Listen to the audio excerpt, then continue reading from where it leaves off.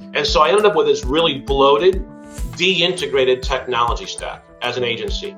And it was chaos and we couldn't scale. I knew that was our enemy of scaling, or at least one of the biggest ones, in around 2016. So I began a journey in 2015, 2016 to become an integrated agency with an integrated tech stack that eliminated as much of the bloat and as much of all the different things that we had that didn't talk to each other, that weren't white label and weren't integrated.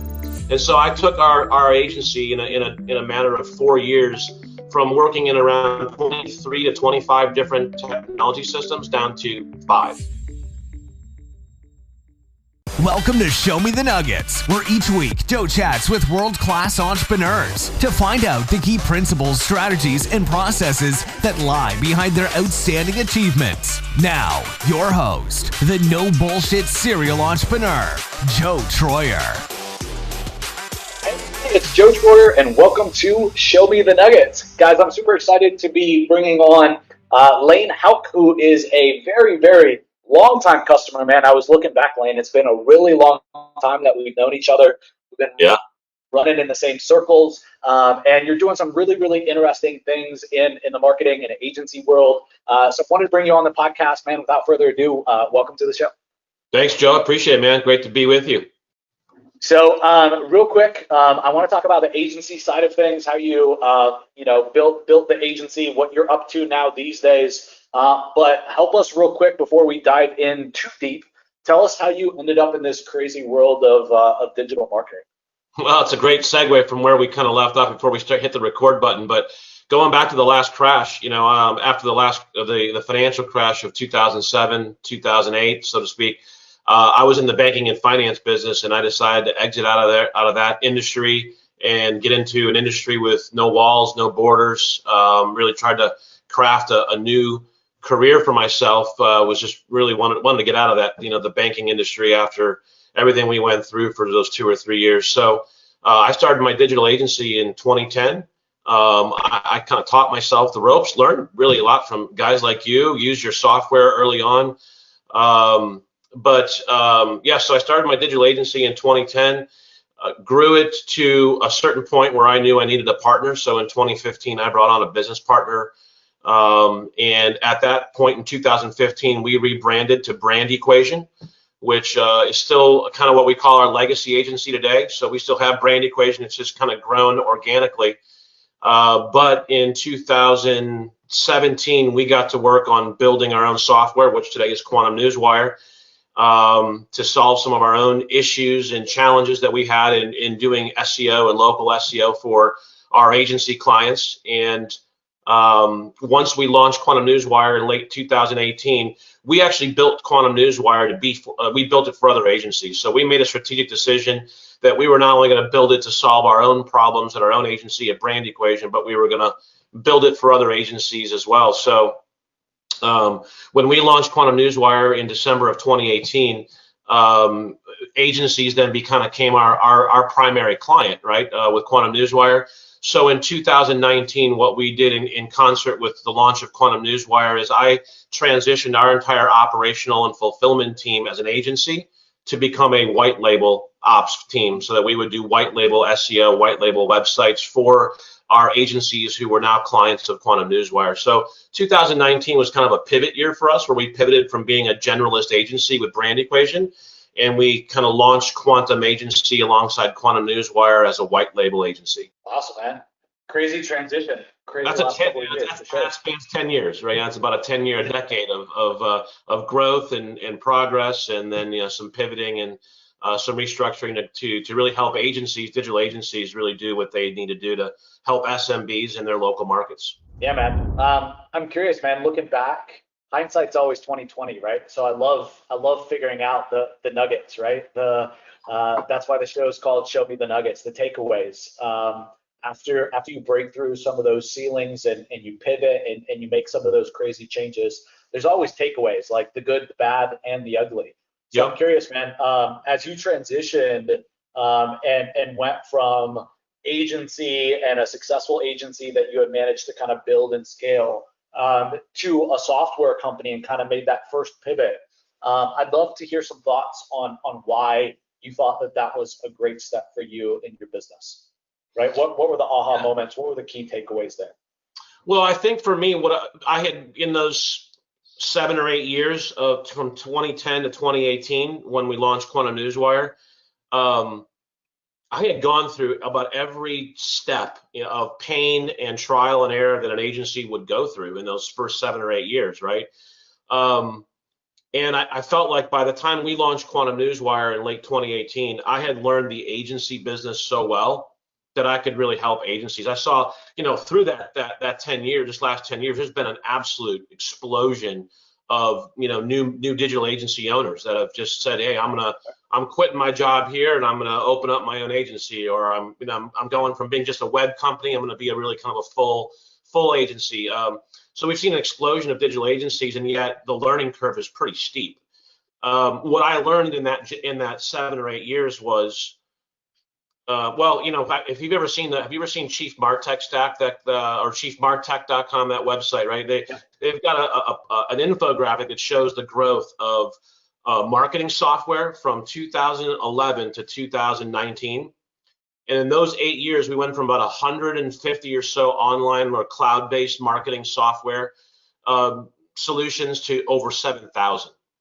And that's what it really felt like. As I grew my agency, I had a tipping point where it was so chaotic because we had so many different software technology systems running to manage this and run this and operate this and get reporting on that. And I woke up one day and I had like over 20 different software systems that we had to be using on a daily basis. And so that trial and error period for an agency owner can be 7 or 8 years long, and can really stunt your growth if you get it wrong or you're just in that trial and error mode. And so I felt like in 2018, I had learned so much through my own trial and error. I feel like I could really help agencies shortcut a lot of those growing pains by getting their technology stack right early on, saving them money and time, and then also filling in some solutions that we had built ourselves in our own software. I love that, man. Really, really, really good stuff, and very similar to kind of my takeaways as well in the space. I'm really curious to take a deeper dive in there. You said something that most people in this space don't say, so I'm curious your point of view on it. You said help marketers build out their tech stack. What does that mean to you, and what do you think are the keys, so to speak, in that tech stack? So you think about if it's digital agency owners, we're in digital marketing, right? So a technology stack is bigger than it would be for just like a average SMB, because we're doing so many things. This is what really complicated, I thought, digital marketing. But if we just go back to 2011, 2012, right before Google launched Google Places. Remember Google Places? Mm-hmm. When that launched, that was like a whole new ecosystem. You go back to that 2010, 2011, 2012 time period, it was really a brand. All we had was really websites and a few social media platforms, and that was it. Now today we've got all these different social media channels, web 2.0s, traffic, blogs. It's exploded.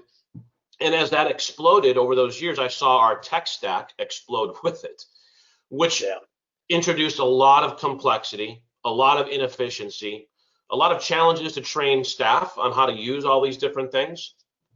And what I found too was that almost all of it, or almost none of it, was really white label. So it was always this technology company and their brand. And so exposing our clients to it meant exposing our clients to even the intellectual property of, hey, this is a really good technology to use as part of your digital marketing stack as a company. And we didn't want to really reveal, the things that we had learned that it took to really, manage and operate a web presence of a company online.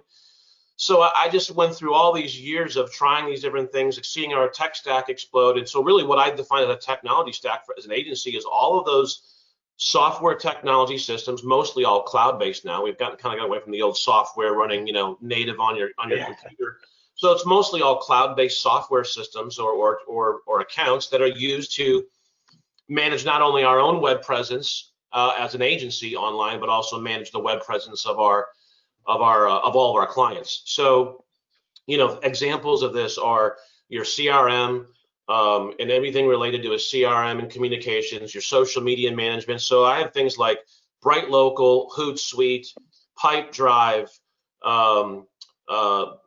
reputation management software, social media management software, citation management software. Then we got GMB. Now we have GMB management software. We have WordPress. We have hosting. We have CRM. We have SMS text messaging. We have advertising and Google ads, Facebook ads, reporting. I mean, I could go on. There's the list is long. And so I saw this list just keep growing and growing. Our monthly nut as an agency kept growing and growing with all these new subscriptions. And so I ended up with this really bloated, disintegrated technology stack as an agency. And it was chaos and we couldn't scale. I knew that was our enemy of scaling, or at least one of the biggest ones, in around 2016. So I began a journey in 2015, 2016 to become an integrated agency with an integrated tech stack that eliminated as much of the bloat and as much of all the different things that we had that didn't talk to each other, that weren't white label and weren't integrated. And so I took our agency in a matter of 4 years from working in around 23 to 25 different technology systems down to 5. So I was able to create mass efficiency, which obviously is the precursor or prerequisite to any kind of scaling, and apply that in our own brand equation, our own generalist agency. And now that we've launched Quantum Agency, are now really a white label. We help other agencies with their technology stack, because I find that agencies, a lot of probably who will be listening to this episode, have they'll feel that pain. They'll know that pain of chaos and a deintegrated, bloated technology stack. Man, I love that. That's so awesome. I find that a lot of times I'm helping people with their tech stacks, and it's just the front start of the tech stack. It's not the fulfillment stack, because a lot of people aren't there yet. It's just a basic marketing stack. And it just shocks me, like every day, after years of doing this, how many marketers and agencies don't have a tech stack just for marketing? And it's like, what are you doing for outbound? What are you doing for inbound? What are the pieces? How do they connect? How does this process run every day without you? And they're like, wait, what? Like, seriously? Yeah, there's no strategic plan, and therefore, if they don't even have it for their own agency, how are you going to be able to help that SMB, really, implement those key components as well? Awesome, man. So we're obviously going to talk about Quantum here in a bit, and I don't want to go too deep there yet. But I'm curious, what are the kind of the core components that you often are installing in terms of a fulfillment stack or a tech stack for people? You mentioned a couple of them, but you said kind of 4 or 5 things you've really gotten it down to. I'm curious what you've whittled things down to these days. Sure. So the first big step of integration for us was operational and project management, team chat, and support desk. So as you grow an agency, obviously you get to a point where you need to have a support desk and a support portal for your clients to streamline and bring everything into, from a support and communication standpoint, bring it all into one funnel, which is a support desk. So we got out of Basecamp, Freshdesk, and Slack and went into Teamwork. So we took 3, moved into 1, and now that's a completely integrated system or ecosystem for our entire operational fulfillment team. I actually use our project management system in terms of demoing it for a client, and that we close clients by showing them our project management and team system, because it's like, this is your insurance policy for success. We know what needs to be done. It's in our project management system. Our team members are tasking to it, and we make sure everything gets done because we've got it all laid out and systemized. So that was the first big jump. The next big jump was our local SEO stack. So because as an agency, our primary offering was SEO/local SEO, we needed to have a tech stack that was directly focused on fulfilling in terms of making the rankings happen, and map, pack, and organic rankings. So our local SEO/marketing tech stack comprises, really, if you look at the Moz pie chart of the local ranking factors, right? You've got the GMB signals, you've got link signals, you've got review signals, you've got citation signals, you've got social signals. So we needed to have a technology component that helped us generate signals in those categories and also manage them, so to speak. So I was in, I had Rep Kahuna and Rep Loop, kind of a two-headed monster for reputation management / review signals. We were in Hootsuite for social signals. We were in Bright Local for citation signals, but then there was, I also did some manual stuff. So, and then I was using certain pieces like Pipedrive, Local Analyzer, and Lead Kahuna in our front end prospecting and sales components of our agency. I took those 9 different components along with Raven tools for analytics and reporting. Those were 9 different tools. I took those 9 and condensed them into one with Vendasta. So we moved into Vendasta white label, which takes all 9 of those different software systems and wraps them up into one unified white label platform. And now today we actually help agencies acquire a Vendasta account at a significant discount if that's something that they would find useful for themselves in terms of integrating their own agency. But those 9 were moved into one with Vendasta. And then what really rounded out the stack for us was in 2019 early, we moved off of CRM, SMS text messaging, ClickFunnels, Visita for calendaring and scheduling, and moved into high level. So high level really combined about another 8 different software tools into one white label. So today we have a phenomenal tech stack comprised of basically Teamwork, Vendasta, high level, and Quantum Newswire. There you guys go, man. 10 years of learnings right there. Recapped in just a couple of minutes. That's crazy. That's awesome, man. I think you've gotten to the point where you understand in each of the systems what you need, what you want, and why. And then you've uncomplicated everything. It's beautiful. It's still complicated, but you know what it's like when you're in 20 versus 4. Just dropping from 20 to 4 uncomplicates a lot. And you have way less failures and points of failure. You got 20 points of failure before, now you only got 4, right? There's way less to go wrong, and just that makes things simpler. Training team members, man, on 20 versus 4. I mean, there's so many efficiencies, like you said. You said something that I loved earlier. I wanted to highlight it. You said, in order to get max efficiency, or you need max efficiency as a precursor to scale. That's so well said. And I find a lot of people that don't really understand the need to get that max efficiency. And so they're just kind of lazy about their efficiency, their systems, their processes, and then they get slammed with business and they literally just fold, right? A lot of them I see literally go out of business because they can't take that influx because their systems and processes frankly don't exist. It's just too sloppy. And that's really defines growth. That defines growth versus scaling. I see a lot of agencies grow, like you said, they add a bunch of new clients, but then either they don't scale because they don't keep those clients, or they have to get out of sales and go do all this fulfillment work because it's so inefficient. And meanwhile, then their sales have dropped off. And so they're in this constant roller coaster of growth versus scaling, where you're adding new clients, and the systems and efficiencies allow you to keep staying in sales and adding more and more and more. We wanted to scale an agency and create those efficiencies, and obviously the quality of life that I was looking for as the agency owner. And the only way you can do that is in integrating and creating a mass efficiency. That's awesome. I'm curious from your viewpoint, Lane, you've been involved in the SEO space for so long, and you're working now with a lot of agencies. What do you see in terms of pricing in the marketplace? What do you think is the right type of pricing structure? Do you think people are overcharging, undercharging, a combination of kind of all the above? Any thoughts on pricing? I think it's a combination of all the above. I see overpricing, but I see a lot of underpricing too.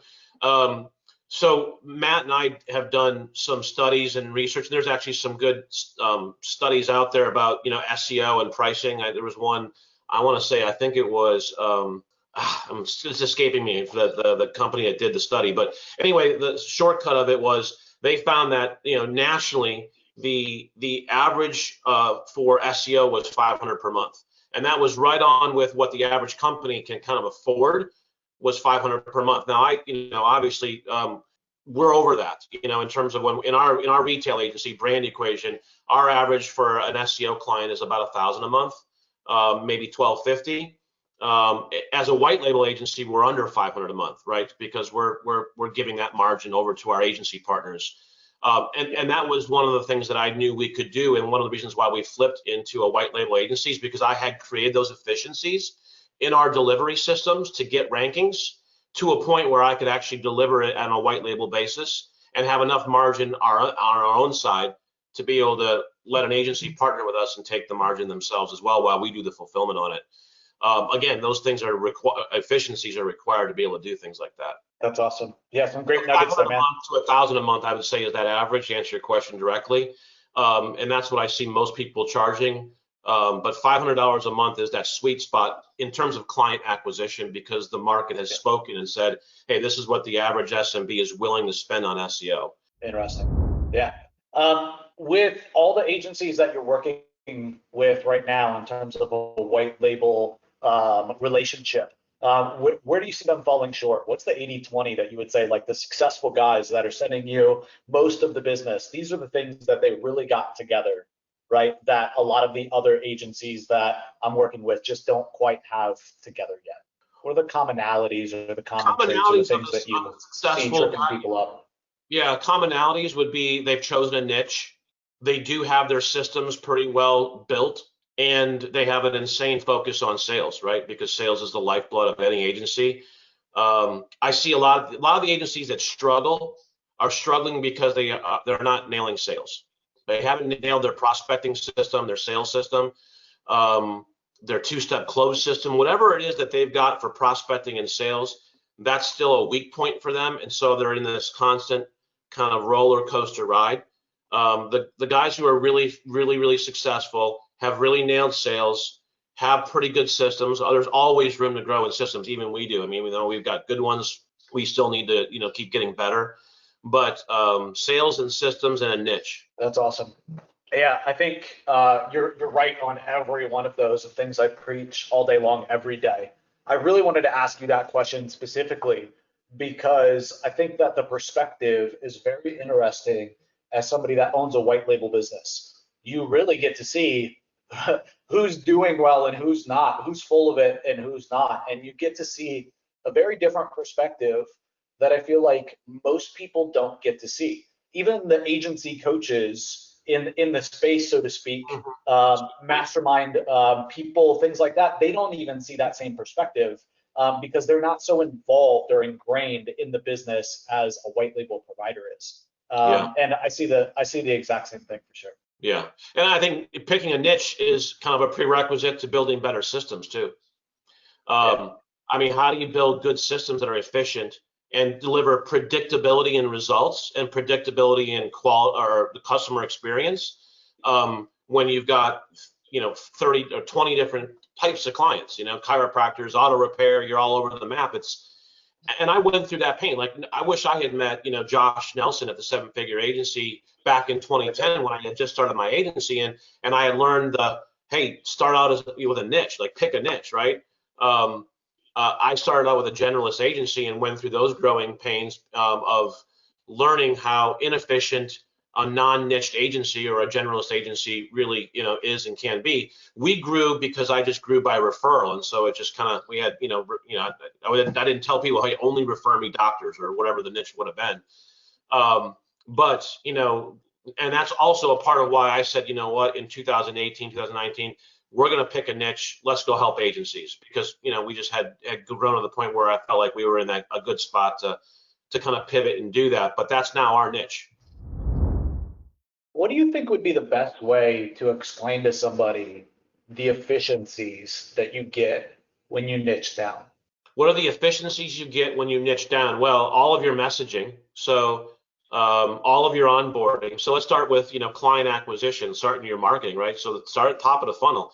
When I'm prospecting and I'm sales, now I have one marketing message. I can really tailor that marketing message to that niche, so I can speak directly to them instead of trying to attract every type of local business in my area. If I'm just going after auto repair, well, now I can really tailor my message to the auto repair niche and speak their language. So from a prospecting standpoint, your message hits a lot quicker and a lot, with a lot more emphasis, which means you get more traction, right? And then we've seen that, right, with a seven-figure agencies who are in niches with your message. So now you can become an expert in their niche. You become omnipresent in the industry, in the niche. So all of that lends to itself to more success in prospecting and sales.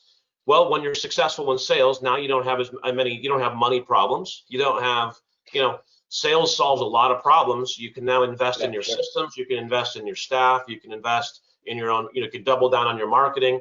So I think, picking a niche, number one, it just really accelerates the prospecting and sales process. And then if you're going to, I think every agency needs to make that strategic decision whether they're going to insource or outsource the fulfillment. At least as a primary, even as an outsource, as a white label agency, I have some relationships that I can rely on to outsource to if we get slammed, right? So even as an outsource agency, I have an outsource company that I can rely on if we get hit with a big project or a big client. So I think every agency should at least have a good white label partner that they have as just coming alongside them, and they use them as needed. But when you decide whether you're going to insource or outsource fulfillment, having a niche obviously creates tons of efficiencies in the fulfillment process. So, for instance, we're heavy in our white label agency where we've got a lot of water damage, fire damage restoration agencies who are in that niche. So even from a delivery standpoint for our fulfillment, we know that niche. We know it really well. We don't have to go do the keyword research over. We don't have to go do, all of those things that you have to do all completely new if you have a new business in a new industry that you've never touched before. Yeah, man. Great job breaking it down. It's something that I feel like I repeat all the time. So I love asking that question because I get a little nugget or a little takeaway. And there's just so many efficiencies. Everything becomes so much simpler. I mean, it's like literally the equation of copying and pasting. And instead of water damage in St. Louis, it's water damage in Miami. The keywords stay the same. The city list changes. The copy to write about. The subheaders.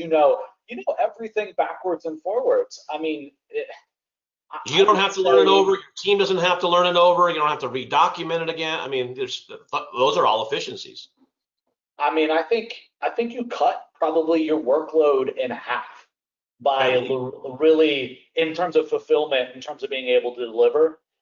And like you said, you speed up your sales cycle so much more, which is always the biggest problem of any business, almost, is just sales and cash flow. And so if you got that handled, and then you got efficiencies on the back end, it's a no-brainer. Awesome, man. So this has been amazing, Lane. I want you to talk to us now about your passion project and really what you're up to with Quantum Newswire, why you built it, what it solves, and man, you have my permission. Pitch everybody a little bit. Why is Quantum and the platform? Why is it different than the other platforms out there? I know you, and you wouldn't have went and built something that was already built in the marketplace just for building's sake to say, hey, yeah, I built that platform. So, what was it about Quantum that you saw? What was that vision that you ran after? And tell everybody a little bit about Quantum.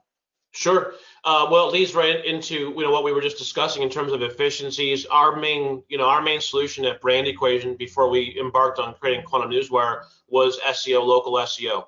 So our biggest challenge in delivering SEO, which when you deliver SEO, you're delivering rankings, you're delivering results, right? I mean, ultimately, whether you have 3 months or 6 months or a year to do it, you have to deliver the result. At some point, the client cancels. So getting the result in SEO and local map pack SEO rankings was challenging. And the biggest challenges in that were building links, link signals, which is number 2 or number 1 on the Moz pie chart. If you look at their, how they weight the influence of links. So link signals was a big issue. GMB signals was a real challenge. How do we create, ongoing, real, powerful, authoritative Google My Business signals? Because that accounts for 25% of the influence on the map pack rankings. So GMB signals, link signals, and Citation signals, obviously, an enrollment with Bright Local in an aggregator or in just, a Yext type of thing, that gives us some citations, but then there's no real ongoing citation velocity. So we were looking at citation signals as well. So those three components, we were looking to, how can we create a software that creates GMB signals, link signals, citation signals, and then even maybe some behavioral and traffic signals. And there was just nothing in the marketplace. We were using press releases going back to about 2013 or 2014. I started using press releases as an extension of our content syndication strategy. So that's really where you and I hooked up, was with Newswire way back when. Was I adopted the content syndication strategy as a core strategy for SEO, right? Produce quality content and then syndicate that content into authoritative sites that have good domain authority, and steal some of those signals and authority from those other places where you syndicated the content to. Well, press releases became a kind of an extension of that strategy, and it worked. It worked really good for a couple of years. And I just saw declining efficacy in the press release platforms that we were using, and there were some reasons why it made sense to me why efficacy was declining year over year over year. And so in 2017, we got to work on developing Quantum Newswire. I'd say we in our initial plans with Quantum Newswire, we were building a better mousetrap, a better press release platform. But by the time we got 6 months into development of it, the vision of Quantum Newswire really shifted from being just press releases to being a signal generation engine. So we went into from just being let's just syndicate press releases in a little bit better way to developing specific things into the technology in Quantum Newswire, where we're generating hundreds of signals in these different categories with one article of content. So that really became the goal or the outcome that we were looking for once we launched Quantum Newswire. So today with Quantum Newswire, you take one article of written content. You can also put audio content, video content, and image content inside the text or written content on our platform and syndicate that to about 40 different really authoritative news sites. What we didn't do with Quantum Newswire was two major things that we focused on with Quantum Newswire that were a strict departure from all the other PR platforms that we kind of mimicked in the beginning. Number one, we didn't focus on a mass number of distribution endpoints. Ultimately, when you're talking about press releases or any kind of content syndication strategy, you're talking about duplicate content. You're taking original content and duplicating it in different places, right? So if you're going to execute duplicate content, you better execute it right, or it can really bite you in the ass. So I saw these other press release platforms really not executing it right because they were taking original content and duplicating it, but they were duplicating that content and sourcing it to their press release site. And that was the second big departure. That was a fundamental shift in our strategy with Quantum Newswire. To me, I always understood with Google, like authorship is the key. Like when you produce content, the person or entity that's going to get the benefit of that content is the author, the original author. And we even have a term for it in SEO called the canonical, right? So Google recognizes that original author of the content as the canonical of that content. Anything else out there in the ecosystem is just duplicate content of that one canonical. So when it never made sense to me to take content for our client, put it on a press release platform, syndicate it out to a bunch of duplicate sites, and the original author of that content was the press release service that we were using. They were like stealing the authority of that content and shifting it to their own domain. So we completely shifted that and flipped it on its head with Quantum Newswire. So we allow our agencies to author or choose the sourcing of the author of the content before it goes out to the media sites. And then on the live media sites, there's an explicit reference to the source of that content being the target site, which is typically going to be your money site or the site you're trying to rank. So those are some of the things that we set out to do that were fundamentally different with Quantum Newswire. So it's really a content marketing and signal generation engine. And our goal with each article of content is to generate as many signals as we can around that target site and its related GMB listing to produce organic rankings and map pack rankings. After a year and a half of hundreds of agencies using it, we have great testimonials, great case studies. It just flat out works. we're continuing to innovate. We just released a schema feature 2 weeks ago. We have a direct integration with schema.org on this integration. It's pretty significant. We've got a new voice search ecosystem channel that just opened up. So we're continuing to innovate, but our goal in innovations in the future is more ways that you can generate more signals around a target site and a GMB listing using one piece of content. I love it, man. That's fantastic. So what have you guys found in terms of content for the press release? Are you guys writing that content? You having your users write that content? I know that in the past in other platforms, content's been a little bit of a bottleneck. I'm curious how you guys solve that as an agency, and also, you know, at Quantum. Yeah, so we built, like I said, with Quantum Newswire, we built it for agencies. So everything that we put into it was like, well, and even still, like I had a conversation with Matt yesterday about our new content writing ordering release that's coming out. We have a whole bunch of new code that's going into a whole new upgrade for our content ordering system. But he was asking me, well, how do you think agencies will think about this? How do you think agencies will think about that, right? Because I am truly our #1 customer at Quantum Newswire. I know what agencies want and need because I've lived, breathed it for a decade. So when it comes to that, we give our agencies the option, right? Do you want to bring the content into our platform, or would you rather have us write it for you? So we give our agency partners the option: bring in your own content with your own writers, you write it yourself, however you want to handle it.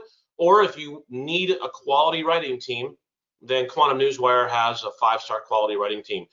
And I focus on saying 5-star quality because we, you know, probably part of your question is, I experienced that painful process of ordering an article and getting it back and going, I can't even begin to think about giving this to a client for review. Like, this is crap. I've always had that conviction that content has to be quality. It's one of the biggest things that we provide a client in terms of work product as an agency. And that content is going to be a direct reflection of that small business or that local business. So content has to be really, really good. So our content writing team is based in South Carolina. They're all college grads, master level type writers. We truly have 4.5 to 5-star quality writing. When you need somebody, like us to write the article or the content for you because you don't have your own sources yourself. That's beautiful. Awesome. Yeah, it seems like you guys have definitely thought it through and made it easy. So definitely we'll link up to Quantum in the chat. Definitely, guys, I would recommend checking it out. I know that I'll be working with Lane on doing some tests myself. And we'll be happy to share back and report back, guys, our winnings and what we were able to achieve with Quantum. So Lane, I want to wrap it up here, be respectful of your time and the audience time. Thanks so much, man, for giving. I mean, you gave so much content, so many nuggets for, going on 40 minutes now. I want to wrap it up here. I feel like at the end of every podcast, almost every podcast asks the same question, right? Like, what are your top 3 books, Lane? I like to do something a little different. Don't get me wrong, I like books. I like them a lot. But I have a bad habit. I have a bad habit of picking up a book, and if it doesn't grab me in the first 10 pages, I'm never picking it up again. Yep. Or I read it and I can't put it down, right? Like I'm reading the whole book that day or the next day. And so I'm an avid reader, but it's either like going on the trash pile or I'm gonna go through it now. Yeah. And so I love to ask my guests, obviously smart people that I want to pick their brains, right? People that I have on the podcast, I like to ask them a little bit of a different question. So based upon where you're at in your business right now, Lane, as you look at Quantum, you look at your agency, you look at everything that's going on, you look at how your business is built, how it's structured, what's the one book that you think is the best representation of your current business and how it stands? What's the big thing that you would share with me? In terms of actual implementations into my business and even how it's incorporated into my everyday thinking still, Good to Great by Jim Collins. The principles in that book, level 5 leadership, the hedgehog concept, a lot about niche, pick your niche, what you're going to be really great at. The concept of get the right people on the bus and in the right seats, from growing a business and being in charge of the vision of a company and hiring who's on our team, who's not on our team, the culture of our team, understanding that people have specific roles. that book has, and I read it. It goes back to, I think I read that book for the first time in like 2004, maybe 2003, even before I was in, this industry. But it stays with me to this day, the principles of that book, and it actually influences our processes with hiring and interviewing, potential team members. It influences how I look at leadership of my company. So that's probably the number one book in terms of how it's fleshed out even today into my businesses. Awesome, man. That's great. We'll definitely link that up in the show notes for everybody. For anybody that hasn't gotten it, they can jump over to Amazon and pick it up. Obviously, Lane, we'll link out to Quantum Newswire. Also put in the Moz chart that you referenced. Sure. We'll link out to Quantum Agency and Brand Equation. Anything else that we're missing that you want to link out to, or you think listeners should have?